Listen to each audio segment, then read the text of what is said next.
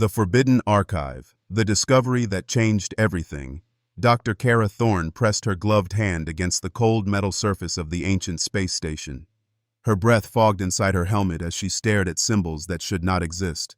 The writing was clearly human, but according to every record in the galactic database, humans had never traveled beyond their own solar system. "Captain Vorthak," she called through her communicator, "you need to see this." The massive reptilian figure of Captain Zex Vorthak moved gracefully through the zero-gravity corridor. His scales caught the light from their portable illuminators, creating patterns of green and gold across the walls.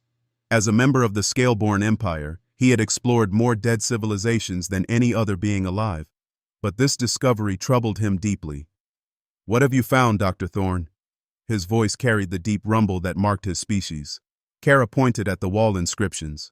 "These symbols. They match the ancient Earth languages in our xenolinguistic database. But look at the dating markers." She activated her scanner, and holographic numbers appeared in the air.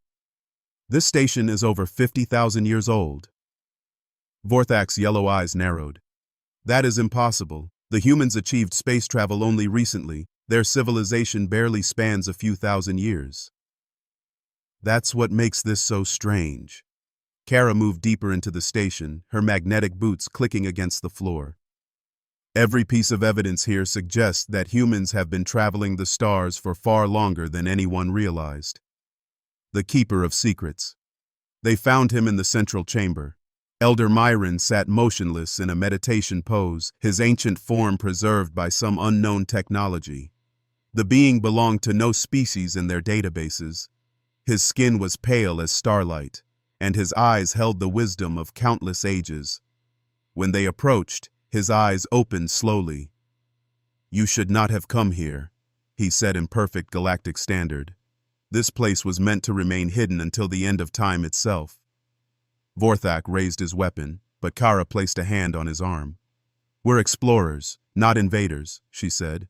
"We found this station by accident while mapping the Outer Rim territories." Myron studied them both with those ancient eyes. An accident. How fitting that chance would bring the truth to light.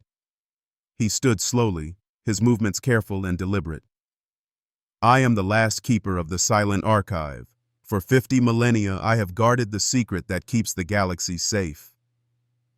"What secret?" Kara asked. Myron gestured to the walls around them. Images began to appear, holographic displays showing star maps, battles, and creatures that defied description. "The secret of what your species truly is, Dr. Thorne, and why the galaxy decided long ago that humans must never know their own history. The Silence Protocol." The story Myron told challenged everything they thought they knew about galactic civilization. According to the Elder, the current age of peace and prosperity was built on a foundation of fear. Fear of one small blue planet on the edge of known space. 50,000 years ago, Myron began. The galaxy was young and chaotic. Countless species fought for dominance among the stars. Wars raged for centuries, and entire civilizations rose and fell like waves on a cosmic shore. The holographic displays showed massive space battles, planets consumed by fire, and refugee fleets fleeing across the void. "Then came the Void Eaters," Myron continued. "Creatures from beyond our dimension that consumed not just matter, but the very fabric of reality itself. They turned entire star systems into nothing more than empty space." Kara felt a chill run down her spine. "What stopped them?"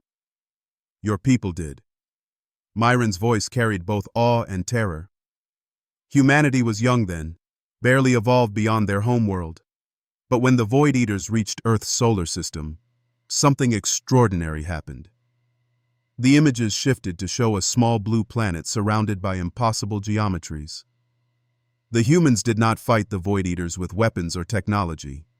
They did something far more profound and terrifying. They convinced the creatures to simply stop existing. "That's impossible," Vorthak protested. "Is it?" Myron asked.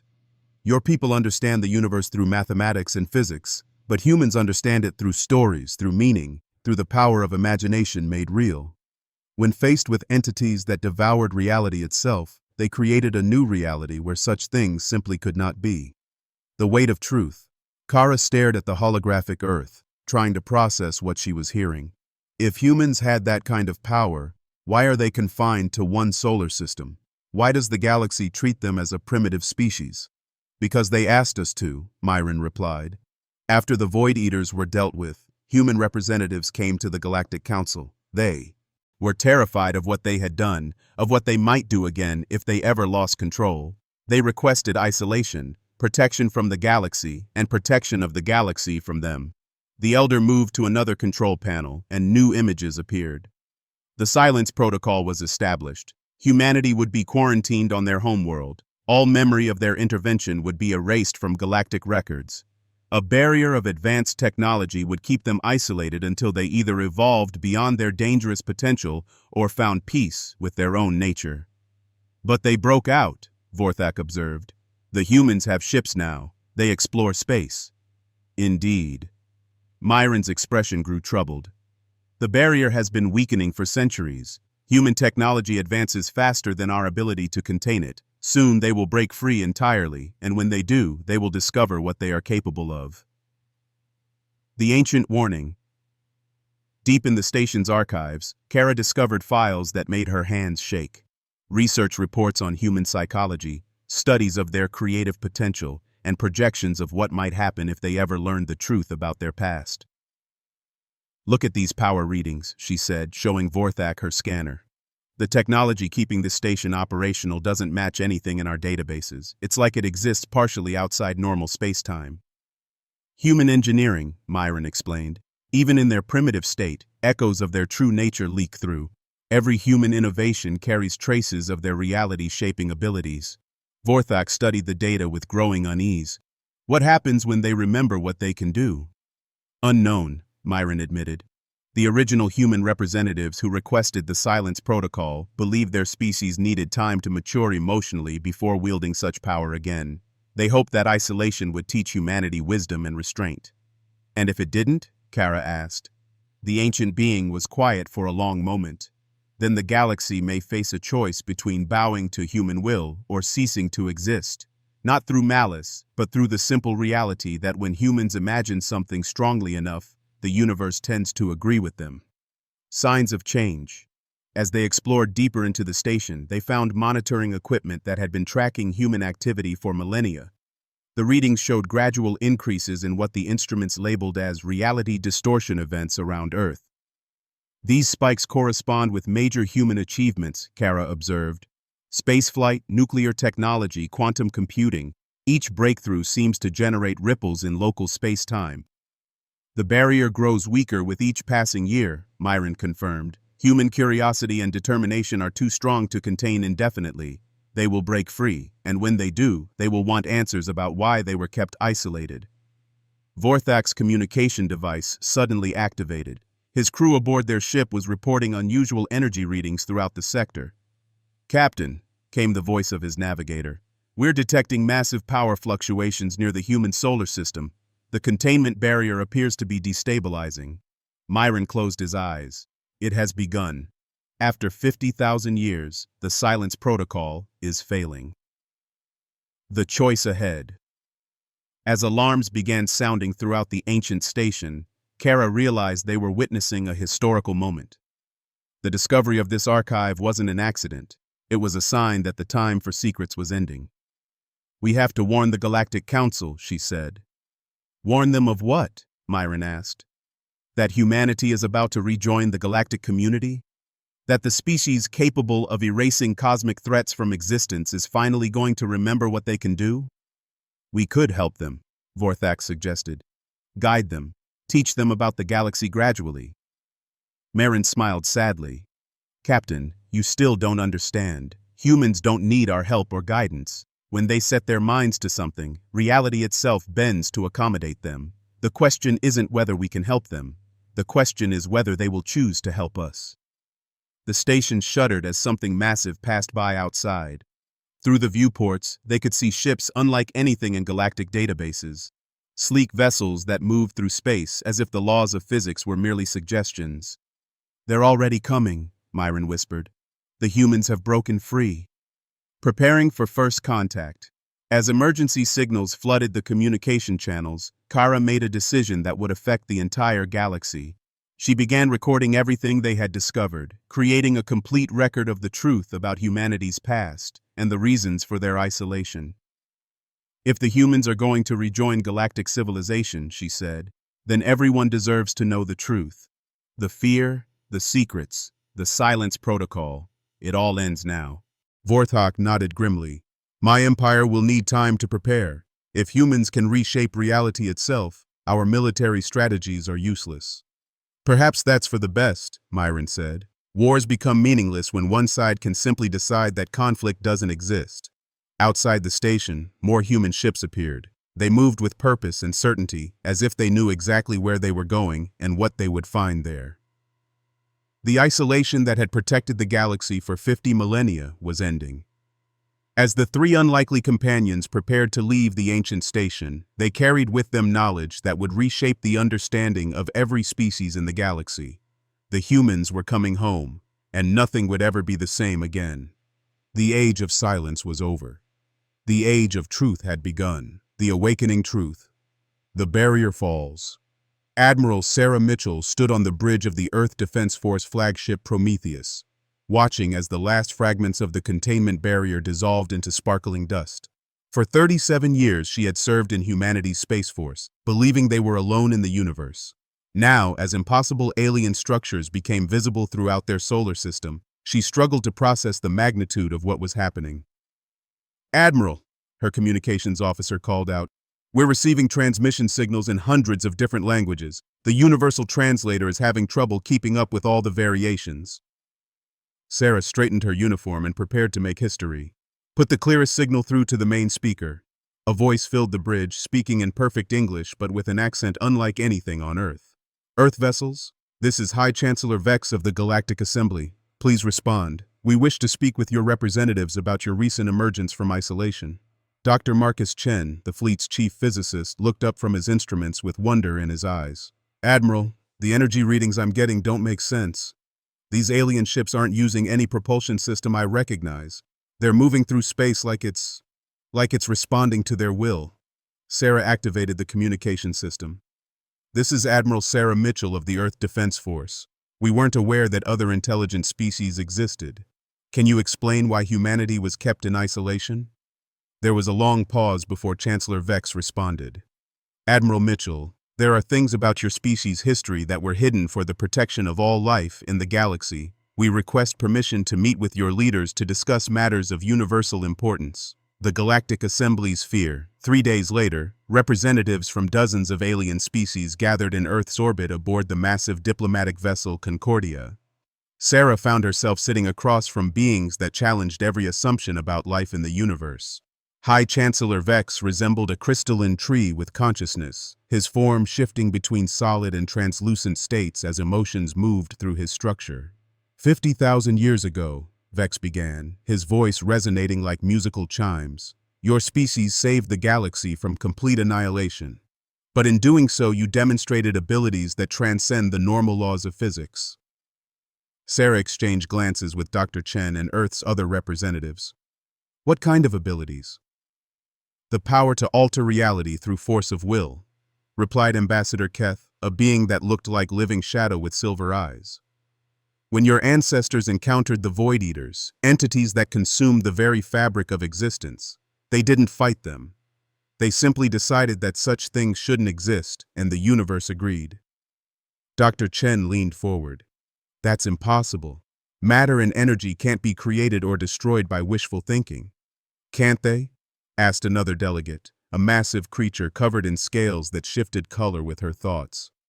Your species has always operated on different principles than the rest of us. Where we see limitations, you see possibilities. Where we accept what is, you imagine what could be.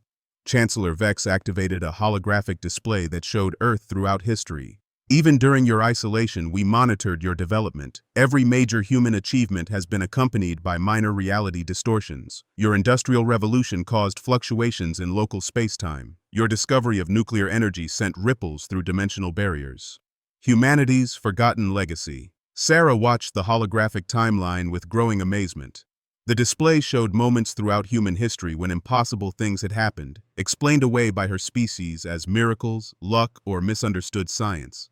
The great library of Alexandria, Vex continued, wasn't destroyed by fire or war. It was absorbed into a pocket dimension when scholars there wished for a way to preserve all human knowledge forever. Your people found it again during the Renaissance, though they never realized what they had accessed. The disappearance of entire populations throughout history, added Ambassador Keth, the sudden appearance of technologies that seemed to skip evolutionary steps, the way human explorers always seemed to find exactly what they needed to survive in impossible situations. None of it was coincidence. Dr. Chen was frantically taking notes. Are you saying that humanity has been unconsciously reshaping reality for our entire history? Not reshaping, corrected the scaled delegate. Creating. Your species doesn't adapt to the universe. You convince the universe to adapt to you. The collective consciousness.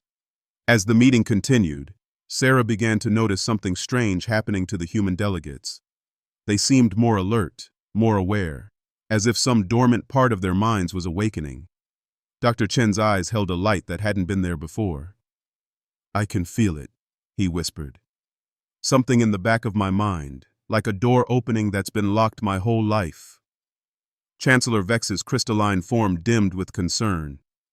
The proximity to your homeworld is reactivating dormant neural pathways. This is what we feared would happen when the barrier fell. Suddenly, the space around Earth began to change. Stars that had been invisible became bright and clear. New constellations appeared in the sky as if they had always been there. The laws of physics in the solar system shifted subtly, allowing for faster-than-light communication and travel methods that had never existed before. Admiral, her communications officer called out, his voice filled with awe. I'm receiving signals from every human settlement in the solar system. They're all reporting the same thing. People are remembering things that never happened, or maybe things that did happen but were forgotten. Sarah felt it too. Memories that weren't her own flooded her mind. Images of humanity's first contact with alien species, of wars fought in dimensions beyond normal space, of her ancestors making difficult choices to protect not just Earth, but all life in the galaxy. The truth about the Void Eaters. Show them, Chancellor Vex said to his AI systems. Show them what their ancestors faced. The holographic display changed to show creatures that hurt to look at directly. The Void Eaters were beings of pure entropy, entities that existed to unmake creation itself. They moved through space like living black holes, consuming matter, energy, time, and possibility. They came from the spaces between dimensions, Vex explained. Places where the rules of existence break down. They had already consumed 17 galaxies when they reached the Milky Way. Sarah watched as the display showed entire star systems simply ceasing to exist as the Void Eaters passed through them. How did we stop them? Your ancestors didn't stop them, Ambassador Keth replied. They convinced them to become something else. When faced with creatures that existed to destroy, humanity imagined a universe where destruction could be transformed into creation. The holographic Void Eaters began to change. Their forms shifted from beings of entropy to entities of pure potential. Instead of consuming reality, they became guardians of it, protecting the universe from other threats that might emerge from beyond the dimensional barriers. They still exist, Dr. Chen realized, his enhanced awareness allowing him to perceive things beyond normal space. I can sense them out there, watching, protecting. Indeed, Vex confirmed. Your ancestors transformed the galaxy's greatest threat into its most powerful defense system, but the process required humanity to tap into abilities that your species wasn't emotionally ready to handle. The choice of isolation. Sarah began to understand the magnitude of what her ancestors had faced. So they chose isolation to protect everyone. They were terrified of their own power, explained the scaled delegate. Imagine being able to reshape reality with a thought, to make your wildest dreams manifest in the physical world. Without wisdom and restraint, such power could destroy everything they sought to protect. The holographic display showed the aftermath of the Void Eater transformation. Earth surrounded by barriers of energy, human colonies evacuated to their homeworld, and memory modification technology ensuring that future generations would grow up believing they were alone in the universe. The plan was for humanity to develop emotional and philosophical maturity over thousands of generations, Vex said. Only when your species learned wisdom, compassion, and restraint would the barriers be lowered. But the barriers failed early, Sarah observed. Human curiosity and determination proved stronger than any containment system, Ambassador Keth replied with something that might have been admiration. Your space program, your internet, your quantum computers, each advancement weakened the isolation field until it finally collapsed. The awakening spreads. As the meeting progressed, reports began flooding in from around the solar system. Humans everywhere were experiencing the same awakening that Dr. Chen had described. Scientists were suddenly understanding principles of physics that had never been discovered. Artists were creating works that existed in multiple dimensions simultaneously. Children were playing games that bent the laws of reality around them. Admiral, her communications officer reported, the Mars colonies are reporting that the terraforming domes are no longer needed. The atmosphere is becoming breathable on its own. Sarah looked out the viewport and saw that Mars had indeed changed. The red planet now showed patches of green and blue, as if humanity's long dream of making it a second Earth was spontaneously becoming reality. This is happening too fast, Chancellor Vex said, his crystalline form flickering with alarm. Your species needs time to adjust to these abilities gradually. But Dr. Chen shook his head. No, this feels right, natural. Like we've been holding our breath for 50,000 years and can finally exhale. Around Earth, space itself began to shimmer as human imagination started to directly influence reality. New space stations appeared fully formed, designed by dreams and built by will. Communication networks that operated faster than light connected human settlements across the solar system. Preparing for a new age. As the awakening continued, Sarah realized that humanity stood at a crossroads. They could retreat, try to rebuild the barriers and return to isolation. Or they could embrace their true nature and take their place in a galaxy that both needed and feared them. Chancellor Vex, she said, what happens now? Your people are obviously terrified of what we might do. The crystalline being's form solidified as he made a decision. Now we learn to coexist with a species that can reshape the universe through force of will. We hope that 50,000 years of human development has produced the wisdom your ancestors sought. Dr. Chen looked up from his instruments, his eyes bright with newfound understanding. Admiral, I'm detecting something incredible. The Void Eater Guardians that our ancestors created, they're responding to our awakening. They're taking positions around human space not to contain us but to protect us while we adjust to our abilities. Sarah felt a profound sense of responsibility settling on her shoulders. Humanity wasn't just awakening to their own power. They were inheriting the role of cosmic guardians, protectors of a galaxy that had sheltered them during their long childhood. Tell the Galactic Assembly, she said, that humanity is ready to discuss our future together, but we do so as equals, not as children to be managed or threats to be contained. As the diplomatic vessel prepared for the next phase of first contact, Sarah looked out at the stars with new eyes. They weren't distant lights anymore, but destinations waiting for human imagination to bridge the gaps between them. The age of isolation was over. The age of human responsibility for the cosmos had begun. The New Accord, the Galactic Summit. Ambassador Elena Rodriguez stepped into the Grand Assembly Hall aboard the massive space station Harmony, a structure that existed in 7 dimensions simultaneously. Built through the combined efforts of every major species in the galaxy, it served as neutral ground for the most important diplomatic meetings in cosmic history. 3 months had passed since humanity's awakening, and the effects were being felt throughout the galaxy. Elena carried with her the hopes and concerns of 8 billion humans who were still learning to control abilities that defied every known law of physics.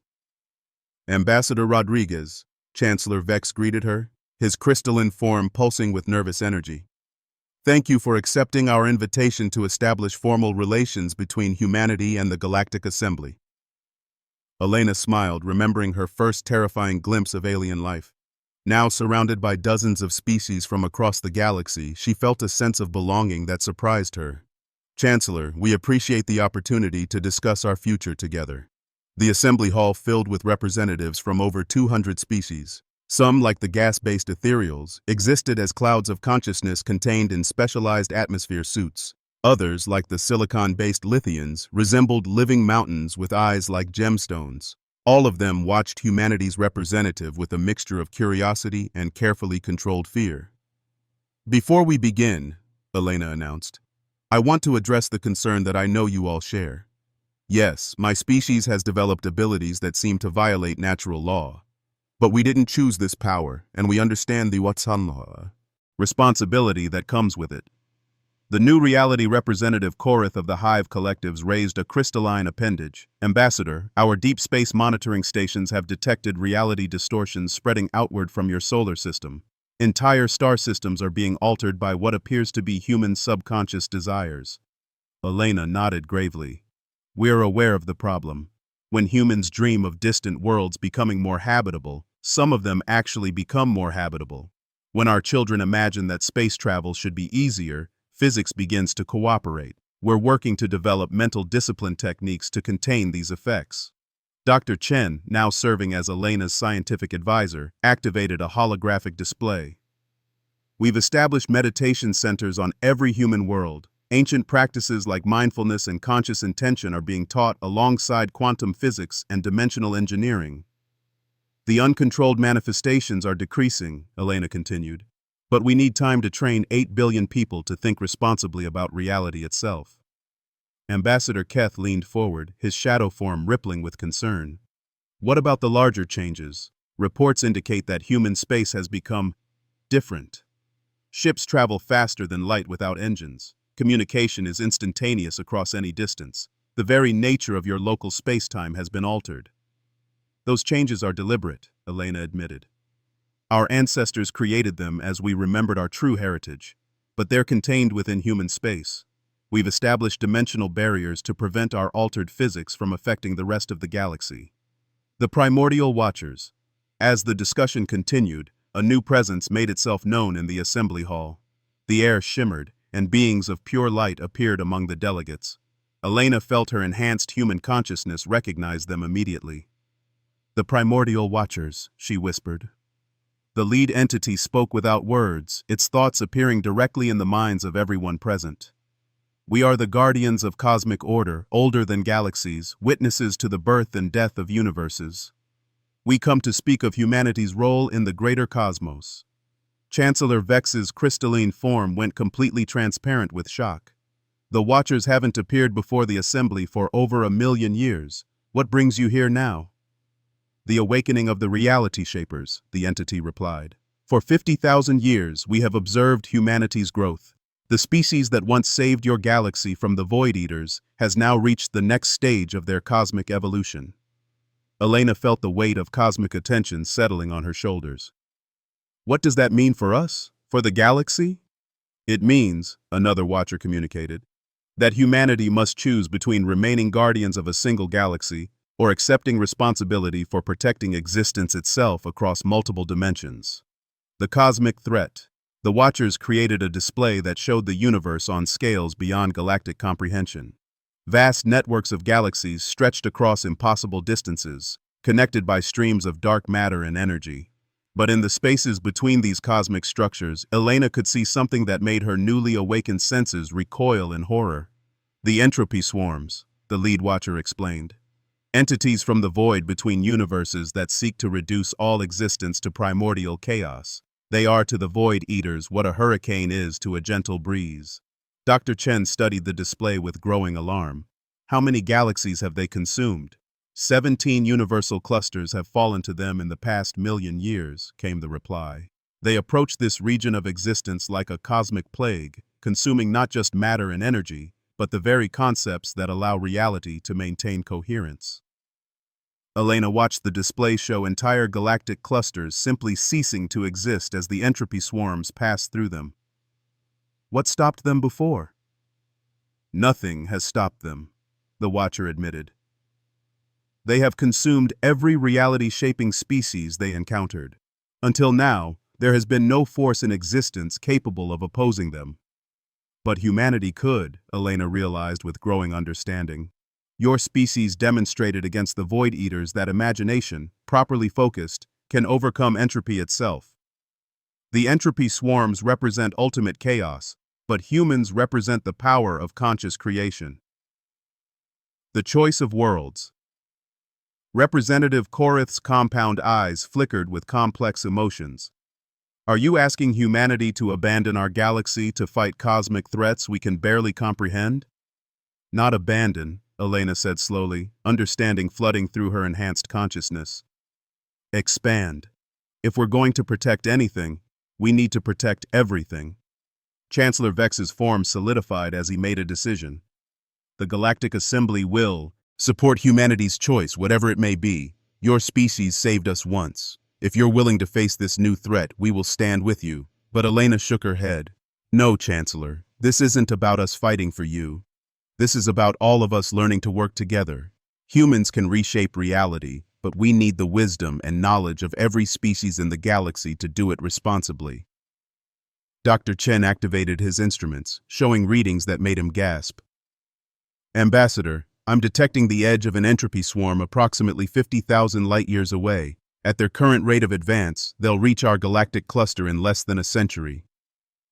The assembly hall erupted in worried conversations as representatives from hundreds of species grappled with the reality of cosmic-scale extinction. But Elena felt something else through her enhanced awareness. Hope. For the first time since awakening to her species' true nature, she sensed a path forward that didn't require humanity to bear the burden alone. The Unity Protocol. I propose, Elena announced, her voice carrying across the hall with newfound authority, the establishment of the Unity Protocol, a partnership between humanity and every willing species in the galaxy. What kind of partnership? Asked Ambassador Keth. Humans will provide the reality-shaping abilities needed to face cosmic threats, but will do so guided by the accumulated wisdom, knowledge, and ethical frameworks of galactic civilization. No single species should have the power to reshape existence without input from others. The Watcher's attention focused on Elena with an intensity that made reality shimmer around her.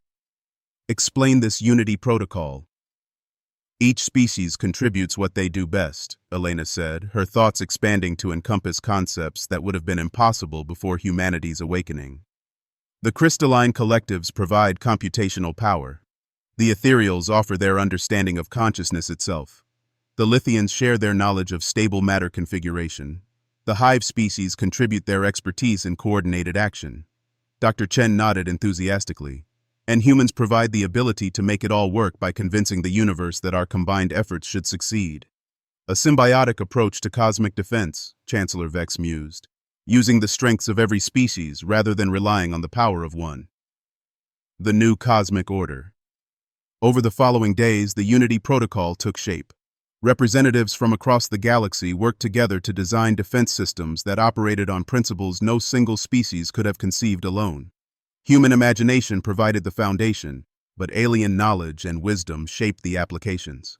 The ethereals taught humans to extend their consciousness across vast distances without losing coherence.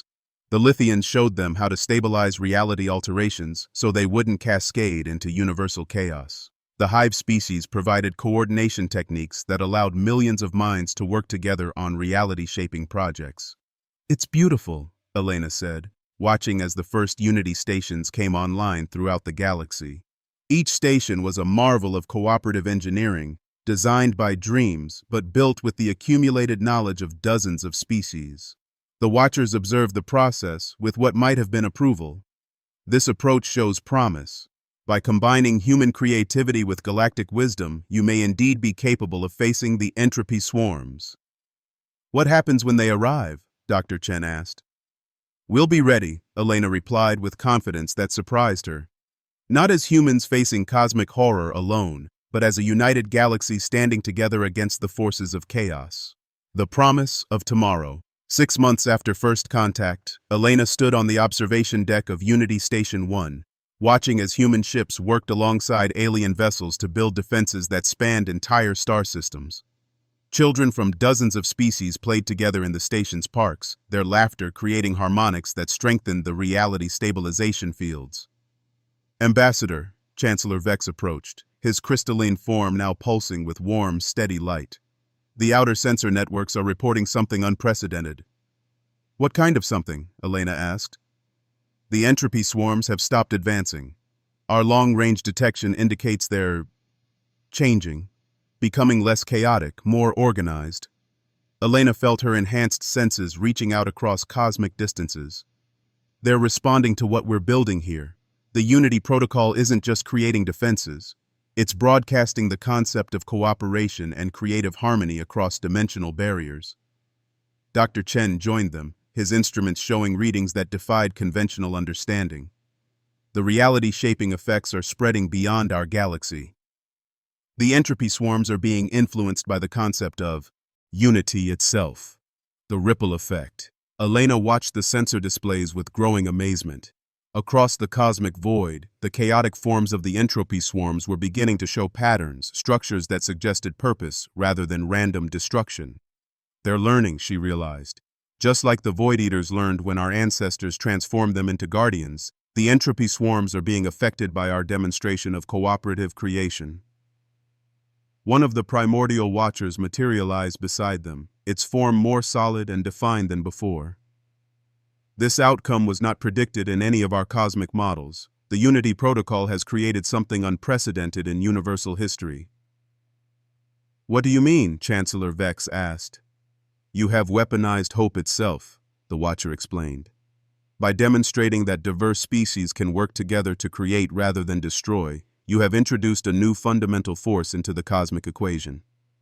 The entropy swarms, being entities of pure chaos, are particularly susceptible to organized creative energy. Elena felt a profound sense of responsibility and wonder. So we're not just defending against them, we're changing them. Indeed, the swarms that once consumed 17 universal clusters are now beginning to exhibit behaviors associated with construction rather than destruction. They are becoming builders of reality rather than destroyers of it. The Great Transformation. As months passed, reports came in from across the observable universe. The entropy swarms had stopped their advance entirely and were instead beginning to repair some of the damage they had caused. Galaxies that had been reduced to cosmic dust were being reconstructed, not identical to their original forms but improved, more stable, more capable of supporting life. It's like they're trying to make amends, Dr. Chen observed during a Unity Council meeting. Representatives from hundreds of species now work together on projects that spanned multiple galaxies. Elena reviewed the latest reports from the deep space monitoring stations. They're not just repairing galaxies, they're creating new ones. Entire cosmic structures designed specifically to foster the development of intelligent life. Representative Korith's excitement was palpable through the translation matrix. Our xenobiological teams are detecting life signs in regions of space that were completely sterile just months ago. The former entropy swarms are seeding the universe with the potential for consciousness. Chancellor Vex's crystalline form pulsed with colors that had no names in any galactic language. What began as humanity's awakening has become a transformation that affects the entire cosmos. The Cosmic Garden. A year after the Unity Protocol's establishment, Elena found herself aboard a ship traveling to the edge of the known universe. The vessel itself was a marvel of cooperative engineering, powered by human imagination but designed with the aesthetic sensibilities of a dozen different species. Their destination was a region of space where the former entropy swarms had built something that defied all previous understanding of cosmic architecture. As they approached, Elena gasped at the sight before them. It's a garden, she whispered. Stretching across millions of light years was a structure that could only be described as a cosmic nursery. Streams of organized energy flowed between carefully arranged star systems, each one designed to support different types of life. Some systems were built for silicon-based organisms, others for energy beings, still others for forms of life that hadn't been discovered yet. The former swarms have become cosmic gardeners, Dr. Chen said in amazement. They're cultivating the universe itself. One of the entities approached their ship, and Elena was shocked to recognize traces of the chaotic force that had once threatened all existence. But now it moved with purpose and grace, its form shifting between states of matter and energy with artistic beauty. We greet the Unity Builders, the entity communicated through harmonics that resonated directly with consciousness itself. You have taught us the joy of creation. We offer our gratitude through the gift of infinite possibility. The new universal order. Elena established the first formal diplomatic relations between the Unity Protocol and the transformed entities, as they came to be known. The beings that had once been the universe's greatest threat became its most dedicated caretakers. They're faster and more efficient at large-scale construction than anything we could imagine, Elena reported to the Unity Council. But they insist on following design principles that we establish. They want to create, but they want to create responsibly. The partnership that emerged revolutionized the concept of cosmic civilization. Humans provided the creative vision and reality-shaping abilities. The galactic species contributed wisdom, knowledge, and ethical frameworks. The transformed entities supplied the raw power and scale needed to implement projects across universal distances. Within 5 years, the observable universe had been transformed into something unprecedented in cosmic history. Every region of space contained structures designed to foster life and consciousness. Barren worlds became gardens. Dead stars were reignited to provide warmth for developing civilizations.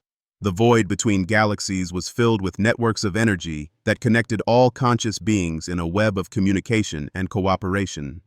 The children of tomorrow, Elena, now in her 60s, stood in the observation lounge of Unity Central, watching as children from hundreds of species played together in zero gravity. Human children who could reshape reality with their thoughts played alongside young ethereals who existed as pure consciousness and Lithian youth whose bodies were made of living crystal. "What do you think they'll become?" Dr. Chen asked, joining her.